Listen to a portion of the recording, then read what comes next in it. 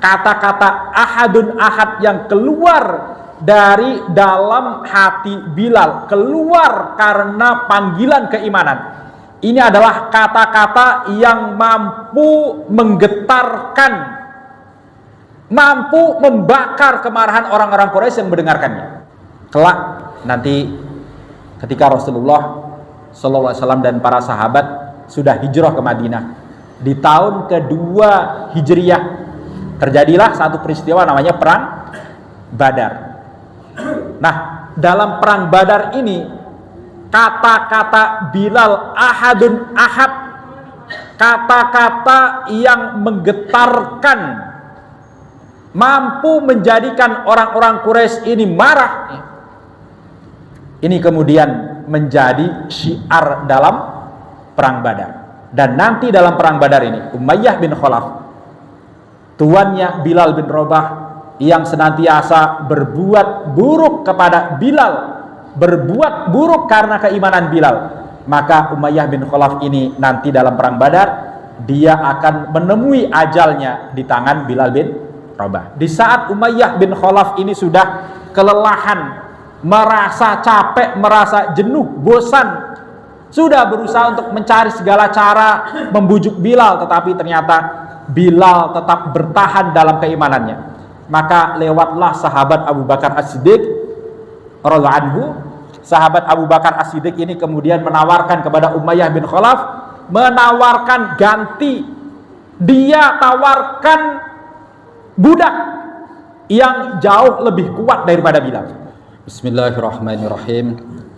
Assalamualaikum warahmatullahi wabarakatuh.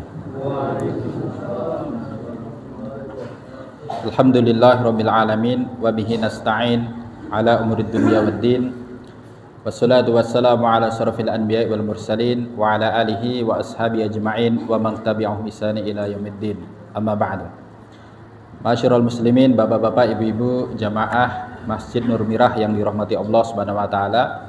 Alhamdulillah, mari kita awali kajian di malam hari ini atau petang hari ini, kajian ba'da maghrib, dengan memanjatkan puji dan syukur kepada Allah Subhanahu wa taala atas segala nikmat yang telah dilimpahkan kepada kita semuanya, sehingga kita masih diberi kesehatan, baik kesehatan jiwa ataupun juga kesehatan raga kita.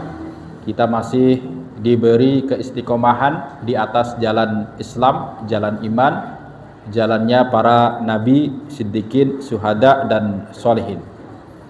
Kemudian tidak lupa salawat dan salam semoga senantiasa terlimpahkan kepada suri teladan kita semuanya, panutan kita, baginda Rasulullah Muhammad sallallahu alaihi wasallam, serta keluarganya, para sahabatnya dan seluruh umatnya yang senantiasa mengikuti ajaran beliau dengan baik kapanpun dan dimanapun mereka berada hingga datangnya hari kiamat. Jamaah yang dirahmati Allah Subhanahu wa taala,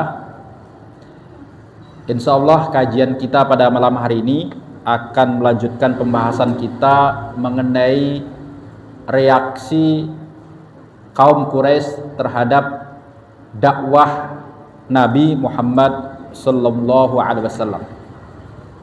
Sebagaimana yang sudah kita sampaikan, Nabi Muhammad memulai dakwah secara diam-diam di kalangan terbatas, hanya orang-orang pilihan saja yang diyakini atau yang dipastikan mau menerima dakwah beliau.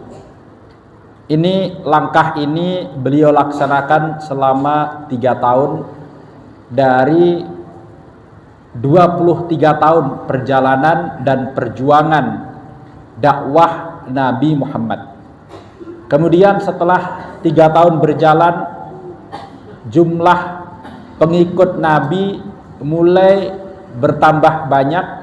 Orang-orang yang siap menjadi pendukung sekaligus pelindung dakwah Nabi semakin banyak.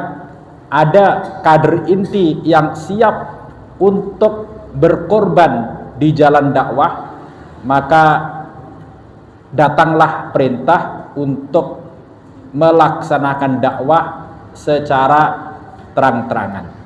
Nah, sejak saat itulah kemudian reaksi orang-orang Quraisy yang mayoritas mereka menunjukkan permusuhan dan juga penentangan terhadap dakwah, itu juga mulai mereka tunjukkan kepada Nabi, mulai mereka tujukan kepada Nabi dan juga kepada para pengikut Nabi, para sahabat, orang-orang mukmin generasi awal, mereka yang pertama-tama memeluk ajaran Islam, yang pertama-tama mengikuti dakwahnya Nabi. Nah, jamaah yang dirahmati Allah Subhanahu wa taala, awal-awal Nabi memulai dakwahnya secara terang-terangan, orang-orang Quraisy ini mereka berupaya untuk menghentikan dakwah Nabi dengan cara-cara mungkin yang kalau kita gunakan istilah kita hari ini adalah dengan cara kekeluargaan.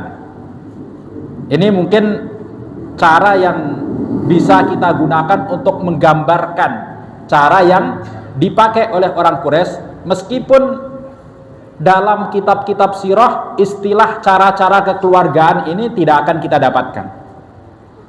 Sebagaimana kita ketahui, suku Quraisy ini merupakan keluarga besar. Mereka adalah keturunan dari Nabiullah Ismail alaihissalam. Karena itu mereka yang tinggal di Mekah, yaitu orang-orang Quraisy, penduduk yang mayoritas atau orang yang mayoritas berada di Mekah ini sebenarnya merupakan keluarga besar. Antara satu dengan yang lainnya masih memiliki hubungan kekerabatan. Nasabnya kalau dilacak itu ya ketemu di leluhur mereka. Nah, karena itulah kemudian hubungan kekerabatan ini merupakan hubungan yang sangat dijaga di kalangan orang-orang Quraisy. Fanatisme kelompok, di mana kelompok ini merupakan kelompok yang dibangun di atas hubungan kekeluargaan, ini merupakan hal yang sangat kuat berlaku di kalangan orang-orang Quraisy. Nah, ketika Nabi memulai dakwahnya, orang Quraisy berusaha untuk melakukan lobi-lobi kepada orang yang dihormati oleh Nabi, orang yang disegani oleh Nabi. Siapa itu? Ia adalah paman beliau, Abu Thalib. Mereka datang kepada Abu Thalib, menyampaikan kepada Abu Thalib, menyampaikan permintaan mereka agar berkenan menegur Nabi Muhammad, agar berkenan meminta Nabi Muhammad untuk menghentikan dakwahnya. Ya, kalau mau dakwah, dakwah saja, tapi jangan menyinggung-nyinggung sesembahan mereka, jangan menjelek-jelekkan sesembahan mereka. Ini permintaan orang Quraisy kepada Abu Thalib. Abu Thalib kemudian menyampaikan apa yang diminta oleh orang Quraisy ini kepada Nabi, tetapi kemudian Nabi tetap bertekad untuk melanjutkan dakwahnya. Bahkan ketika orang Quraisy ini sudah beberapa kali datang kepada Abu Thalib, Abu Thalib ini merasa akhirnya mungkin kalau bahasa kita agak-agak risih, ditagih terus. Jadi manusia itu kan kalau ditagih terus lama-lama risih juga. Abu Thalib ini menyampaikan kepada Nabi mengenai apa yang diinginkan oleh orang Quraisy, sampai kemudian Nabi ini mengira bahwa pamannya Abu Thalib ini sudah tidak akan mau melindungi Nabi lagi. Nabi sampai kemudian mengatakan, demi Allah wahai pamanku, seandainya mereka meletakkan matahari di tangan kananku dan bulan di tangan kiriku, agar aku meninggalkan urusan ini, urusan dakwah, urusan menyeru umat manusia kepada Allah, menyeru umat manusia agar menyatakan la ilaha illallah Muhammadur Rasulullah. Itulah inti daripada dakwah Nabi. Kata Nabi, seandainya mereka meletakkan matahari di tangan kananku, bulan di tangan kiriku, agar aku meninggalkan urusan dakwah ini, maka sekali-kali aku tidak akan meninggalkannya sampai Allah memenangkan urusan ini, atau aku akan mati di jalan atau dalam rangka membela urusan dakwah ini. Nah, mengetahui tekad keponakannya, maka Abu Thalib kemudian menyampaikan, wahai keponakanku, wahai anak saudaraku, lanjutkanlah apa yang engkau dakwahkan, lanjutkanlah perjuanganmu.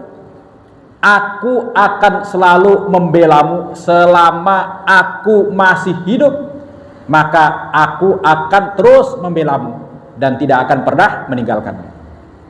Nah, jamaah yang dihormati Allah SWT, ya, maka ya, lobby-lobby yang dilakukan oleh orang-orang Quraisy ini dengan cara yang kalau bahasa kita ya mungkin bisa kita sebut sebagai cara-cara kekeluargaan, pendekatan kekeluargaan ini gagal.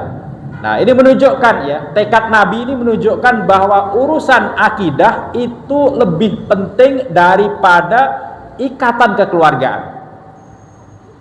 Urusan akidah itu lebih penting daripada segala urusan, karena itu menyangkut keselamatan dunia dan akhirat.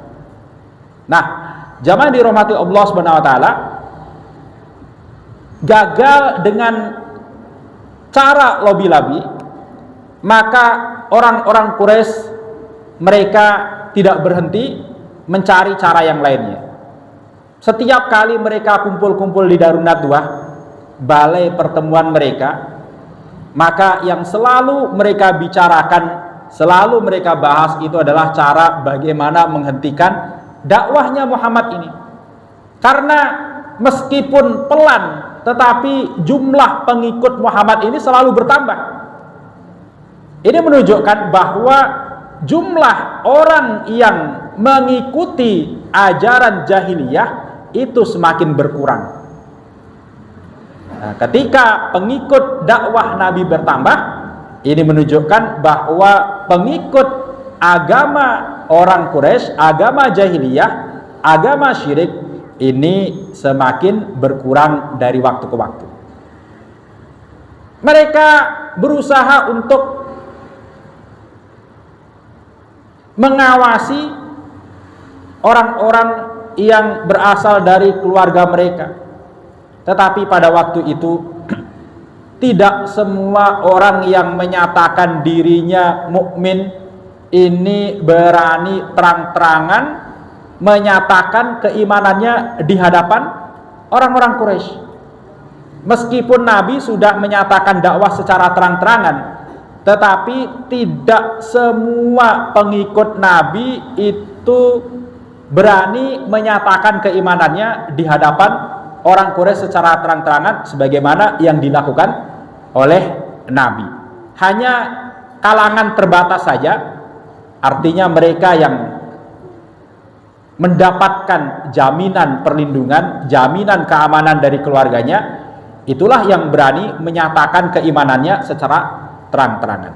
Nah, maka dimulailah cara yang dilakukan oleh orang Quraisy, yaitu dengan cara melakukan intimidasi, teror, baik secara fisik ataupun secara psikis. Baik teror yang diteror itu jiwanya atau juga raganya. Karena itu kemudian mereka berusaha untuk kembali ke masing-masing keluarga mereka. Mereka berusaha untuk memberikan tindakan kekerasan kepada orang-orang yang kedapatan masuk Islam dari kalangan keluarga mereka. Nah, ini diantaranya misalkan ya, Abu Jahal. Abu Jahal ya, tokoh Quraisy yang sangat keras permusuhannya kepada Nabi Muhammad ya. Abu Jahal ini kalau mendengar ada orang yang masuk Islam, sementara orang itu berasal dari kalangan orang yang terhormat, punya kedudukan, maka dia akan memaki-makinya, diunek-unekke kalau bahasa kita, dicaci maki, dan akan direndahkan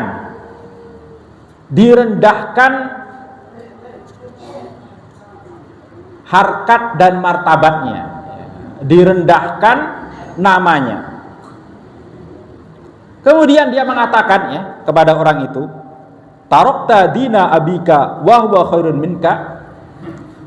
Hei, apakah kamu sudah berani meninggalkan agama leluhurmu, agama bapakmu, padahal agama bapakmu, agama leluhurmu itu jauh lebih baik daripada agamamu. Sungguh aku akan menjadikanmu sebagai orang hina, sungguh aku akan merendahkan kedudukanmu.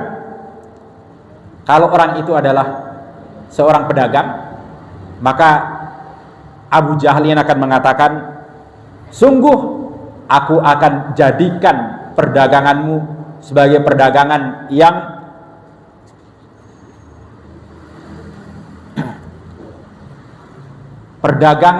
hancur ya. Perdagangan yang senantiasa mendapatkan kerugian.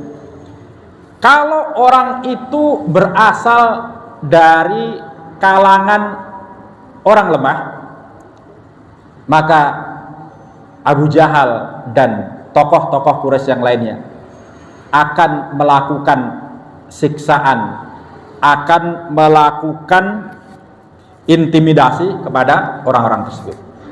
Jamaah yang dirahmati Allah SWT, mulailah ya cara-cara intimidasi ini kemudian dilakukan oleh orang-orang Quraisy. Beberapa sahabat terutama dari kalangan mustad'afin ya, orang-orang yang lemah, yang mereka ini tidak punya pelindung, tidak ada pihak yang memberikan jaminan perlindungan kepada mereka. Mereka ini kemudian mendapatkan siksaan yang bertubi-tubi. Di antara mereka yang terkenal dalam sejarah adalah sahabat Bilal bin Rabah. Sahabat Bilal bin Rabah ini dia bukan orang Arab, aslinya dari Habasyah. Dia tinggal di Mekah, statusnya sebagai budaknya Umayyah bin Khalaf. Umayyah bin Khalaf ini salah seorang pedagang yang sukses dalam perdagangannya, orang kaya di Mekah. Bilal bin Rabah ini semula menyembunyikan keislamannya di hadapan tuannya, bahkan di hadapan orang-orang Quraisy yang lainnya tidak ada yang mengetahui bahwa dia telah masuk Islam. Tetapi kemudian Allah menakdirkan ketika Bilal sedang sholat di ruangannya, di ruangan yang memang disediakan oleh tuannya sebagai tempat Bilal untuk tinggal di situ. Ketika Bilal sedang sholat, sedang berdoa, tiba-tiba masuklah Sufyan bin Umayyah, anak dari Umayyah bin Khalaf. Mengetahui Bilal sedang sholat, sedang berdoa, akhirnya tanpa rasa ampun Sufyan bin Umayyah ini kemudian menarik Bilal, dan Bilal kemudian dibawa ke tempat penyiksaan yang ada di kota Mekah. Bilal kemudian disiksa dicambuk, bahkan di saat matahari berada di tengah siang, Bilal ini kemudian ditelentangkan di atas pasir yang sangat panas, dan di atas dadanya diletakkan batu yang besar,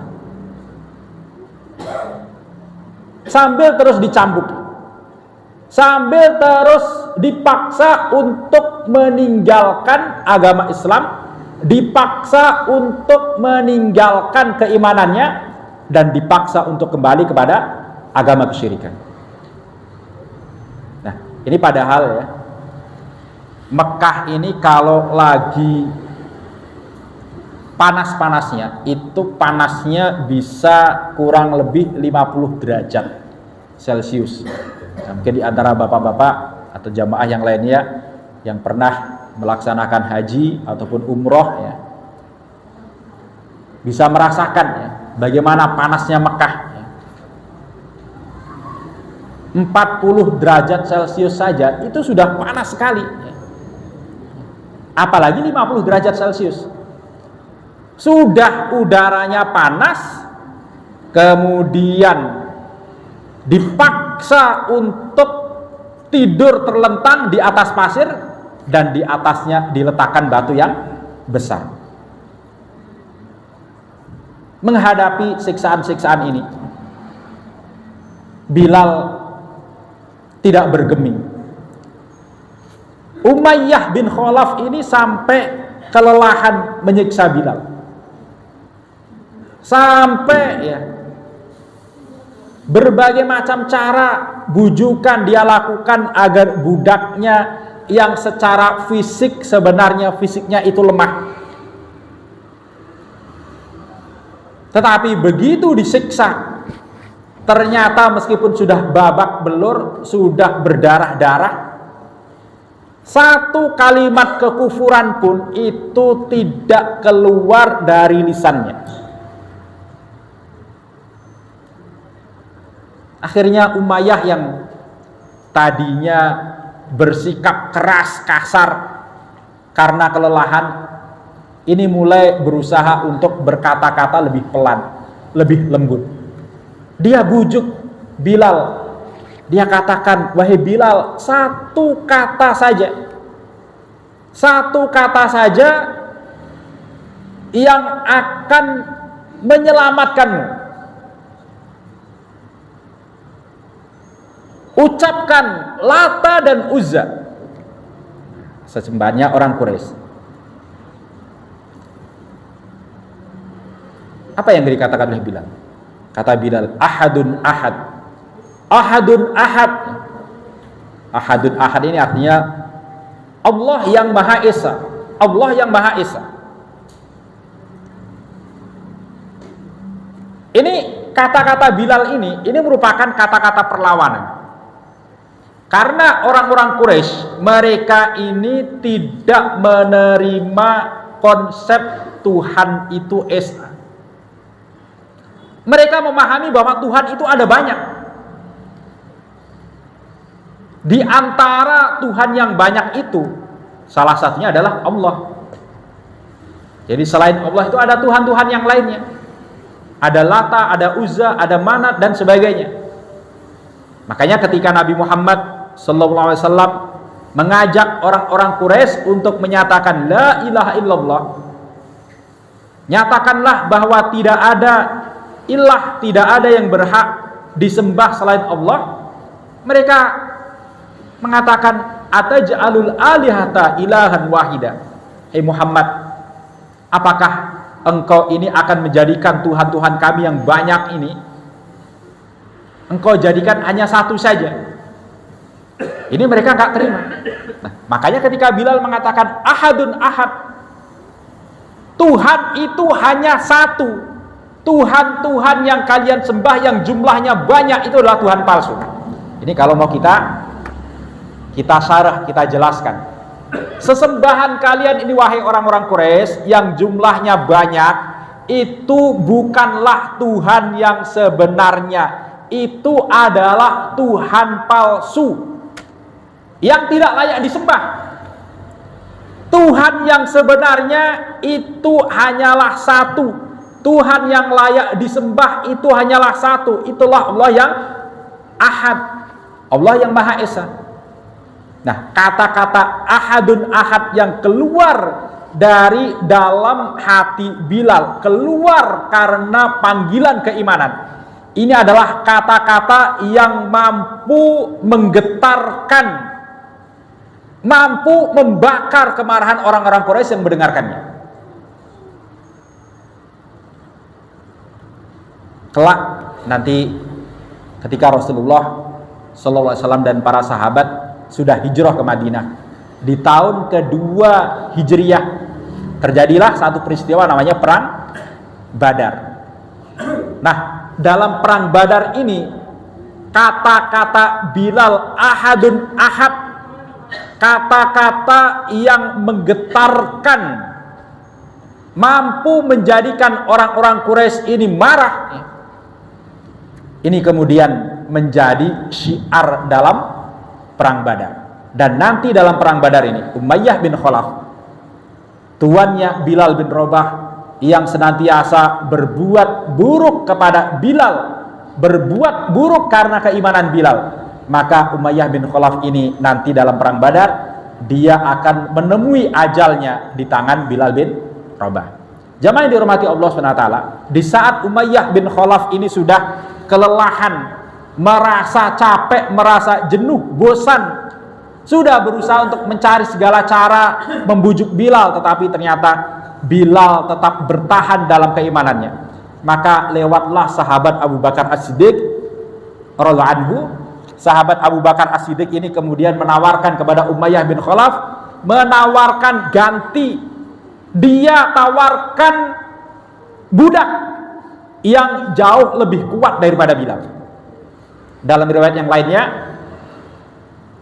Abu Bakar As-Siddiq ini datang kemudian menawarkan kepada Umayyah bin Khalaf, apakah engkau tidak ingin menjual budakmu ini daripada engkau siksa habis-habisan? Maka Umayyah kemudian sepakat untuk menjual budak itu, sepakat menentukan harga budak itu dengan sahabat Abu Bakar As-Siddiq, dan akhirnya budak itu dijual oleh Umayyah kepada Abu Bakar. Ketika status budak itu sudah dijual, maka artinya tuan itu sudah berlepas diri. Apa yang kemudian dilakukan oleh budak yang sudah dijual artinya sudah bukan miliknya lagi, itu sudah di luar tanggung jawabnya. Dia sudah merasa tidak terbebani dengan urusan akidah yang dipertahankan oleh sahabat Bilal ini. Setelah sahabat Bilal ini dibeli oleh sahabat Abu Bakar, kemudian sahabat Abu Bakar membebaskan status budak Bilal ini, sehingga dengan keimanannya Bilal ini menjadi seorang mukmin yang merdeka. Nah, padahal waktu itu Bilal ini punya sahabat yang sangat dekat sekali, namanya Wahsy. Wahsy ini jauh lebih kuat fisiknya dibandingkan dengan Bilal. Wahsy ini sangat berharap kalau suatu saat dia ini bisa merdeka, statusnya bukan budak lagi. Setiap malam pada saat sahabat Bilal ini disiksa, Wahsy ini dengan setia datang, kemudian membersihkan lukanya Bilal. Kemudian dia bertanya, aku heran, kenapa engkau ini tidak berkompromi saja dengan tuanmu? Kenapa engkau yang lemah ini mau-maunya aja menerima siksaan tuanmu? Dan pada saat dia mendengar bahwa Bilal ini telah dibebaskan, maka Wahsy ini merasa terpukul, merasa iri, karena yang semula dia anggap Bilal ini adalah budak yang nasibnya tidak baik, nasibnya ya mungkin kalau bahasa kita mendapatkan nasib yang sial, sampai kemudian babak belur dihajar oleh tuannya. Ternyata dengan keimanannya Allah membebaskan status dia sebagai budak di dunia, dan dengan keimanannya Allah nanti akan membebaskan dia di akhirat dari siksa api neraka. Ini sahabat Bilal. Kemudian sahabat yang lainnya yang juga mendapatkan siksaan adalah keluarga Ammar bin Yasir. Ammar bin Yasir ini aslinya adalah orang yang datang dari Yaman. Dia bukan orang Quraisy. Dia datang ke Mekah kemudian mendapatkan perlindungan dari Bani Makhzum, keluarga besarnya Abu Jahal. Bahkan Yasir ini, Yasir kalau Ammar ini adalah putranya ya. Yasir ini kemudian dinikahkan dengan budaknya Bani Makhzum. Siapa itu? Sumayyah ya. Sumayyah.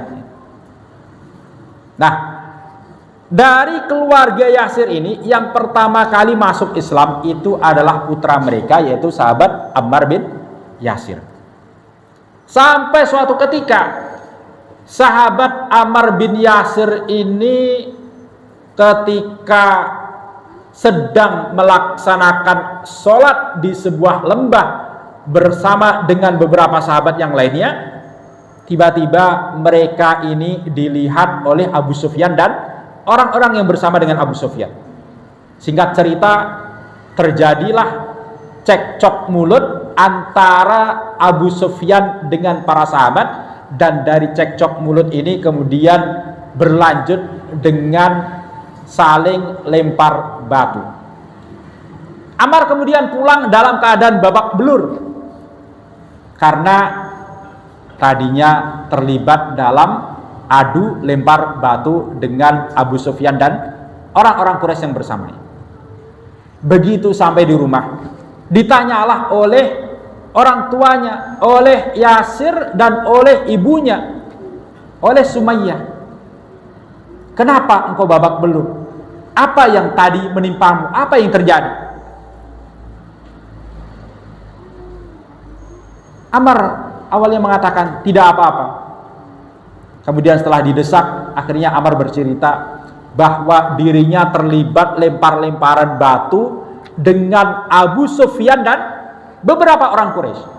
Nah, karena Yasir ini merupakan orang pendatang di Mekah, orang yang statusnya itu rakyat jelata, orang kecil. Begitu diceritai oleh Ammar bahwa dia terlibat cekcok dengan Abu Sufyan, maka kedua orang tuanya merasa ketakutan. Mereka kemudian mengatakan, apakah kamu tidak tahu dengan siapa kamu berurusan? Kamu ini berurusan dengan pembesar orang Quraisy, dengan penguasa, dengan pejabat. Dari situlah kemudian Ammar meminta kedua orang tuanya untuk duduk mendengarkan ayat-ayat Al-Quran yang didengarkan oleh Ammar dari Rasulullah. Dan dari situlah kemudian kedua orang tua Ammar ini akhirnya ikut anaknya mengikuti ajaran Islam, menyatakan beriman, menyatakan masuk Islam. Nah, singkat cerita jamaah dirahmati Allah Subhanahu wa taala, keislaman keluarga Yasir ini akhirnya diketahui oleh Abu Jahal sebagai sesepuh ataupun tokoh penting dari kalangan Bani Makhzum. Akhirnya keluarga Yasir ini kemudian disiksa habis-habisan.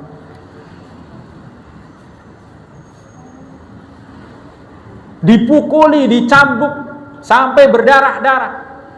Bahkan sampai kemudian Sumayyah, ibunda dari sahabat Ammar ini, akhirnya dilempar dengan tombak dan meninggal dunia sebagai orang yang pertama kali mati syahid dalam sejarah Islam. Tidak lama setelah Sumayyah ini meninggal dunia, maka suaminya yaitu Yasir juga menyusul istrinya, dan dia menjadi orang kedua yang mati syahid dalam sejarah Islam. Ammar ini kemudian sampai disiksa dengan cara besi, ya, pedang, ya, atau lempengan besi kemudian dipanaskan, ya. Setelah lempengan besi ini panas, kemudian lempengan besi ini akhirnya ditempelkan di dada atau bagian tubuhnya Ammar. Abu Jahal ini sampai memaksa agar Ammar ini mengucapkan kata-kata kufur, dipaksa agar mengatakan bahwa Muhammad ini adalah pembohong karena sudah tidak kuat lagi dengan siksaan. Sampai kemudian Ammar ini mengatakan, "Iya, na'am kama qult." Iya, sebagaimana yang kau katakan. Kata Abu Jahal, "Famadza aqul? Famadza aqul?" Emang apa yang aku katakan lagi? Muhammad kadzab, ya. Ammar sampai mengatakan bahwa Nabi Muhammad ini pembohong. Di luar kesadarannya, ketika dipaksa mengatakan Nabi Muhammad ini pembohong, sampai karena fisiknya sudah tidak kuat lagi, di luar kesadarannya Ammar ini sampai mengucapkan kata-kata seperti itu. Dan ini merupakan kalimat kufur. Siapa yang menganggap bahwa Nabi Muhammad adalah pembohong, maka ini adalah dosa besar. Nah, jamaah dirahmati Allah SWT, mendengar ungkapan Ammar yang sudah tidak kuat lagi menghadapi siksaan sampai mengucapkan kata-kata kufur ini, akhirnya Abu Jahal ini merasa menang. Dia merasa lebih kuat dibandingkan dengan Umayyah bin Khalaf. Kalau Umayyah bin Khalaf ini tidak mampu menaklukkan budaknya, yaitu Bilal bin Rabah, tetapi Abu Jahal ini mampu menaklukkan Ammar bin Yasir, mampu memaksa Ammar bin Yasir untuk mengungkapkan kata-kata kekufuran. Nah, jamaah dirahmati Allah SWT, Ammar ini kemudian setelah dibebaskan oleh Abu Jahal, dia merasa menyesal, dia merasa melakukan kesalahan besar, sampai kemudian dia menghadap kepada Rasulullah, meminta maaf kepada Rasulullah, menyatakan bahwa dirinya telah kufur. Rasulullah kemudian mengatakan, Rasulullah kemudian memaafkan sahabat Ammar ini dan menyatakan, kalau mereka menyiksamu sekali lagi dan memaksamu untuk mengucapkan kata-kata itu, maka katakanlah. Nah, dari sini jamaah dirahmati Allah SWT, ya, para ulama, ya, menyatakan bahwa salah satu penghalang kekufuran alias penghalang orang itu tidak bisa dijatuhi, tidak boleh divonis kafir ketika orang itu melakukan perbuatan kufur adalah ketika orang itu statusnya dipaksa. Nah, batasan dipaksa ini seperti apa? Batasan dipaksa ini kalau nyawa sudah terancam dan dia yakin kalau dia tidak melakukan perbuatan kufur sebagaimana yang dipaksakan oleh musuh dakwah, maka dia benar-benar akan dibunuh. Nah, ini dalam keadaan seperti ini, para ulama membolehkan orang itu, atau para ulama menjadikan ikrah atau status terpaksa ini sebagai penghalang orang itu tidak boleh dikafirkan. Nah, ini kita ambil pelajaran dari dari kasus yang menimpa sahabat Ammar ini, ya. Ammar ini sampai dipaksa, ya, disiksa sedemikian rupa, diintimidasi, kemudian diancam untuk dibunuh, sampai kemudian di luar kesadarannya, di luar kemampuan fisiknya, sahabat Ammar ini mengucapkan kata-kata kufur, yaitu dengan mengatakan bahwa Muhammad ini adalah pembohong. Nah, dari sinilah kemudian, ya, ulama menyampaikan bahwa penghalang kekufuran, penghalang orang itu dikafirkan, mohon maaf, penghalang takfir itu adalah ikrah. Orang itu dipaksa di sini ketika orang itu benar-benar dipaksa dengan ancaman dia akan dibunuh. Jadi ancamannya adalah nyawa. Kalau dipaksanya cuma sekedar ditakut-takuti, apalagi ya ditakut-takuti ini tidak terbukti membawa madarat, cuma hanya sekedar gertakan saja, maka ini tidak menjadi penghalang dari takfir, dari orang itu mendapatkan status kafir ketika melakukan perbuatan kufur. Nah, ini memang masalah yang yang menjadi wilayahnya para ulama untuk menjatuhkan hukum tersebut, yang kita sebagai orang yang statusnya bukan ulama hendaknya kita sadar posisi kita, sadar diri kita, jangan sampai kita mudah mengkafir-kafirkan orang lain, apalagi hanya karena perbedaan pendapat, di mana perbedaan pendapat itu merupakan perbedaan pendapat yang para ulama pun juga berbeda pendapat. Nah, ini apalagi di zaman sekarang kita dapati sebagian saudara kita terlalu mudah mengkafir-kafirkan orang hanya karena berbeda pendapat, dianggap ini menghalalkan sesuatu yang Allah haramkan. Hanya karena berbeda pendapat dianggap ini tidak mengikuti ijma' para ulama. Hanya karena berbeda pendapat akhirnya dianggap ini orang sudah kafir dan sebagainya. Dan ini merupakan satu musibah yang akan menjadikan umat Islam semakin lemah, semakin lemah dan semakin terpecah belah. Barangkali demikian kajian bisa kita sampaikan pada kesempatan malam hari ini.